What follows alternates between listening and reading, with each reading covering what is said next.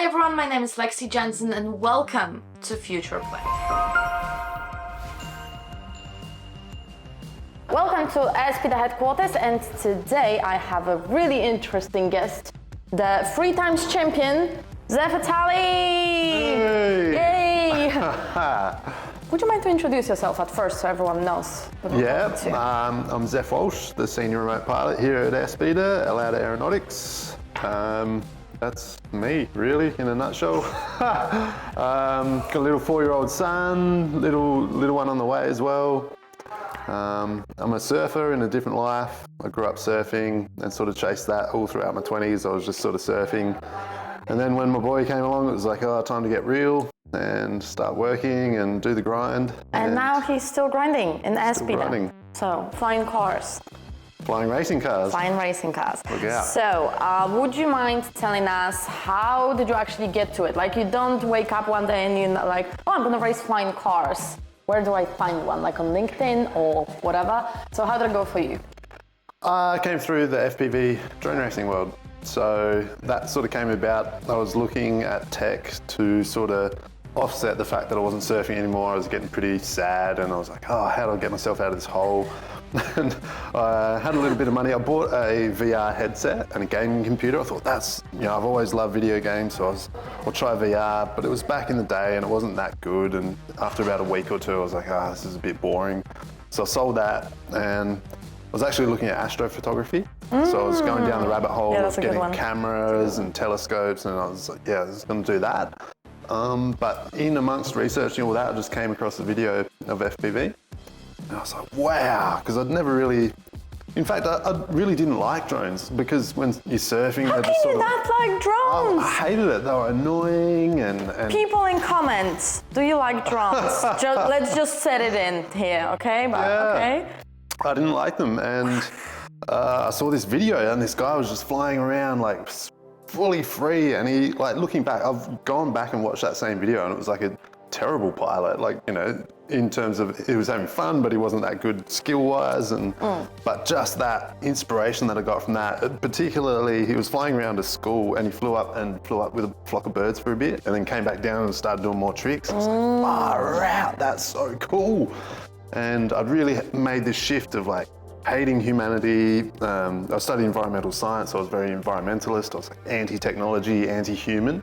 But FPV is totally, is totally the other way. And so I had my son, and it was like, okay, I need to regain faith in humanity, and I need to embrace technology and consciousness. There's something very special about that. We don't know what it is.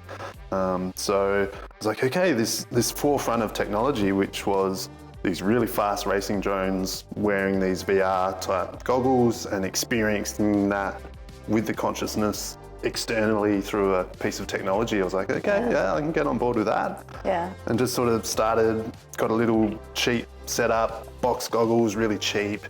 I crashed it within a week and it was like unfixable. I was like trying to buy stuff to fix it, and I didn't know what I was doing. Yeah, that's like the story of every FPV pilot. Yeah, get your first drone, I broke it in the first week. It was great. I'm gonna do it again. I was hooked. And what was it? I saw a UAV Futures video where he'd interviewed IQO, which is an Aussie racing pilot, and he was talking about how he'd sort of gained notoriety in the FPV world by using the simulator. I was like, oh, that's 2 ticks. I can fly these drones, get better at flying these drones while playing a video game, which is a racing simulator. Yeah. So I started doing that. I was in Velocidrone, and it was like week 1 or week 2 playing this simulator. I joined a server in MCK, Min Chan Kim was in the server.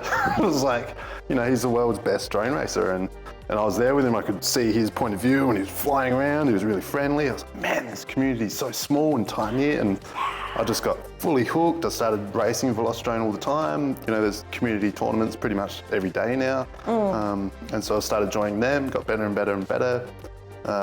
Joined the DCL, and the DCL game came out, qualified in their draft.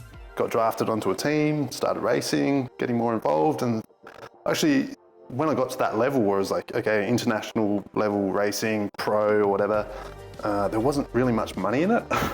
Yeah, that's the current problem of FPV, but hey, we're trying to change it. We're trying to change it. And It's getting there. It's getting better and better. Yes. But with a son and responsibilities, I was like, ugh. I was doing university at the time, but I needed to make money, and I was like, drone racing really isn't it. I'll do videography, cinematography, and just found out that the regulations in Australia are actually quite prohibitive for that. You really can't get the approvals to fly FPV drones commercially without a whole lot of hassle and a whole lot of investment. So I was like, that's a dead end. What am I going to do? I don't want to do like real estate photography with a camera drone. That's boring, yeah. What am I going to do? And I was sort of wallowing away now. I'll just keep studying and keep sort of racing on the side. And I came across Airspeed on, I think it was Instagram. I saw something on Instagram, maybe it was YouTube, Facebook, I don't know where it was, but I saw something and I was like, wow, this is sick. Like, because now no longer is it an external virtual reality type experience. You'd be in the vehicle and doing these things for real. And I was like, wow, that is sick. Find out more about the company, looked it up. It's in Adelaide, South Australia, where I live. Like, it's my hometown. Yeah. And so it was like this bizarre thing. I was like, God, guys, like I'm right into FPV. Like, I'm all about this. Please I really take want me. to take me. And Pay attention to me. I didn't hear anything. I got fully ghosted. And so yeah, I just sort of kept on sending those emails and got more and more detailed. Like, it's funny actually because now I receive those emails from people who do pilot inquiries. So if you go to the website and you put in an application pilot inquiry, goes to you? It'll go to me, and then I pass it on if it's worthy. Well, because most of them are just one-liners, like, hey, how do I join Airspeed? Or, hey, I want to be a pilot. It's like, nah. We got one the other day, it was actually for an engineering job, which was like a page and a half about how they're super dedicated, all their experience, they're local, and that got sent across because it's like, okay, this person's legit. And so the more I did in my emails, it was like got super personal about it, like talked about my life and my experience and all the other things that I brought apart from just the drone racing, because such a small, tight knit team that Airspeeder is, you really need to fulfill a lot of different roles, and you need to be able to bring more than just the one specific thing which I was bringing, which is drone racing. Yeah. And yeah, finally got a call. And I remember the first How many emails did it take you to get a call? I think 4. Okay. 3 or 4. As you said it, I felt like you spent months writing emails. Every day, like, come on, Every day, please pay attention to me. And someone's there like, please someone call him so he stops. Just make him go away. They brought me in and I wore my Raiden, my DCL shirt. So it was like, you know, I'm a legit professional drone racer type thing. And I came in, I remember the interview was with the acting operations manager and the chief remote pilot at the time. And they said, oh, you know, our biggest problem, we need a pilot, we need a full-time pilot to do all these test flights, but we've also got all these PhD engineers like packing trucks and charging batteries and doing all this mundane stuff where they really should be dedicating their time to the development of the sport. And can you help with that? It's like, yeah, no worries, I'm strong as, yeah, I'll do all of that. I don't care, like, I'll sweep floors and clean toilets. Like, just look at him, he's really fat, he's a big boy. I'm getting stronger in my guts nowadays, but but you know, like that real sort of shit-kicking role or just doing all the mundane sort of stuff, I was like, yep, I'm all about it, and there we go. So I got brought on, and as soon as I got into the company, I just started trying to grab as much responsibility as I could, and sort of just to help out and keep yourself like, with your claws, like, in, I'm not going anywhere. Yeah. You guys can't go without me now. So. Okay, that's a good one. What do you think? Like, how is it progressing? Like, we started from flying on the paddock, really. Like, if you go far away in all of our videos, you'll see the situation there. And we're doing racing now. We just had a race with free speeders at the same time. Like, how do you feel it's progressing? What are your thoughts about it? Yeah, I mean, it is a really tough endeavor. So a lot of the videos that you see on Airspeeder, there'll be comments underneath like, why aren't you doing manned racing? Like, you know, why aren't you doing crewed racing? I'm like, what am I supposed to say? All this sort of stuff. It's like, guys, do you know how hard this problem is? Like, you know, it's not just the technology, it's also all the sporting stuff, it's all the infrastructure stuff, it's the government sort of stuff as well. Everything. It's a lot of problems that we're dealing with. And so the progress has been slower than probably would have liked. But I think it's like for every eVTOL right now. So there's a lot of eVTOL companies that are starting up and they're all like, oh, we're gonna have a manned something. And then they just hit the wall of reality and everyone just slows down with everything. And then all the comments on internet are like, yeah, you guys been working on this for 3 years. And it's like, it's not long. Yeah. Trust us, there is a lot of stuff to do to make anything happen. And there's a lot of companies that are like, oh, we almost have it. And it's like, no, you don't. Yeah, no, you don't. And you sort of see through it a lot now. And I think like one of the really good things about Airspeeder is sort of almost like SpaceX in a way, is that like the goal that we're pushing towards is really much further than most other companies. So a lot of companies are just doing sort of flying taxi type deals or trying to substitute helicopters and things like this. And there's those applications, sure. Urban air mobility is the space that we're sort of all heading towards, because that's going to be the biggest market, is personal flying craft. But to get there, you need that rapid innovation. You really need to push so hard, and you need these paradigm shifts. So with the racing, I think Airspeed has really got that thing where the place that you can push technology the hardest is in racing. You know, we've seen that with cars, and so you know there's been these awesome developments that have happened along the way, and that culminated in the race that we just had with 3 Airspeeders, but also the event side of it, so the live streaming off the vehicles right there to the spectators that were there on the day. Yeah, active participants they were. And just the technology problem is really tricky. So, I mean, we can't get too much into the guts of it, but essentially for the remote flying stuff, the augmented reality system. So you get the video from the vehicle and then you overlay that with the track. Yes. That's a really hard problem. And, you know, it really sets up sort of sky roads in the future. So all the urban air mobility.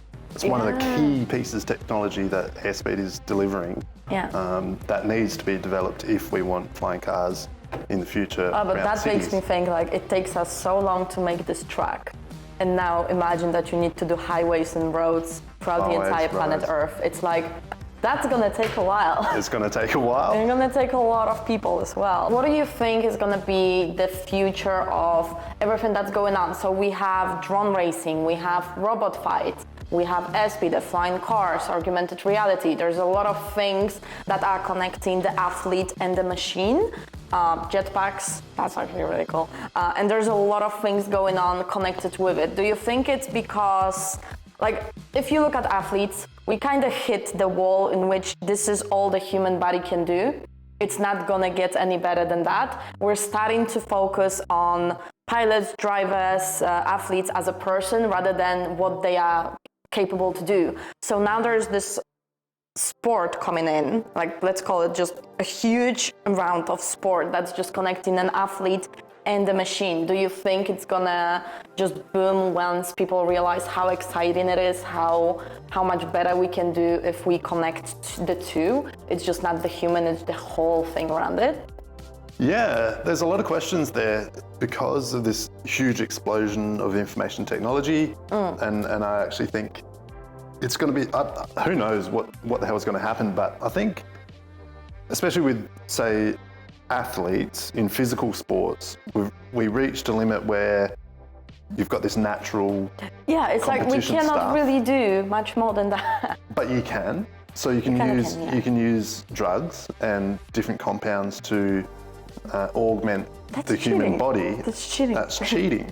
So is adding like but a then cybernetic... are you an athlete or are you a cyborg? Exactly. And so there's going to be questions about that, and so it makes it really hard to know stuff like what's the in the head chip thing what Musk is doing? Neuralink. Neuralink. So is Neuralink going to be cheating in sports, like that?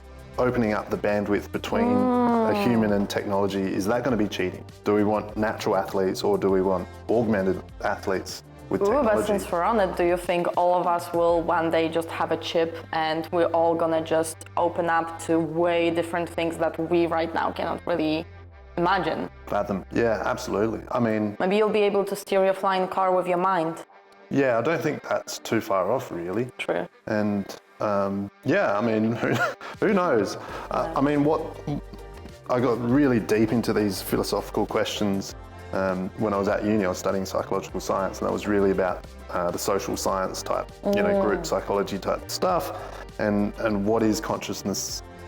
What is the plan for consciousness? Is there a plan? Is it just random? Is there a destiny for the human race? Is it about the human race, or is it the planet as a whole, living organism that's progressing technology?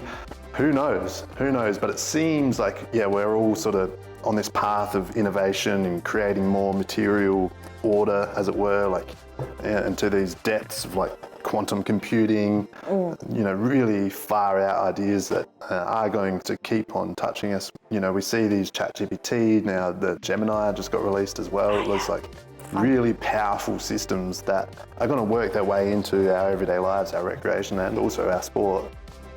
I've got no idea, but it's super exciting. And I like being on that edge. I like the idea that the human consciousness is interacting with things that are better than it, even the collective it. So us as a human race, there's something greater that we're sort of tapping into. Cool. Okay, what type of Machina sports do you watch? Like drone racing, of course, flying car. Do you watch anything else that's like this? Robot Wars? Let me think, Robot Wars a little bit. Drone racing, obviously. My whole Instagram is just drones and drone racing and that sort of style. Like the recreation side of it. I mean, you could even argue that photography and cinematography is that human creative force using technology. That's true. Well, there's a lot of things that cinematography cannot really do in any other mean than FPV drones. So that's actually something that opened the entirely new thing to the whole cinematography. Like, did you know that the Hunger Games, the new one, Mark Poschwald was actually doing FPV for it? Wow. And I was like, where, like, some of those things I didn't even know it was FPV. I was like, oh, that was a really interesting camera move. And then he's like, oh no, that was me. Huh? How did you do this? So there's a lot of things that are going on. There's huge demand. It's huge, yeah. So I'm really excited for it. So what is the future for SPD? What are we doing? We're doing crewed flight. So we're doing crewed flight. Obviously, get in there. The whole company is towards crewed racing. That's where we've wanted to go since day dot. Essentially, was that the Formula One of the sky, the highest performing eVTOL vehicles racing together. It's a really hard problem, and we're taking the steps to get there. It's a slow road, but we're doing it.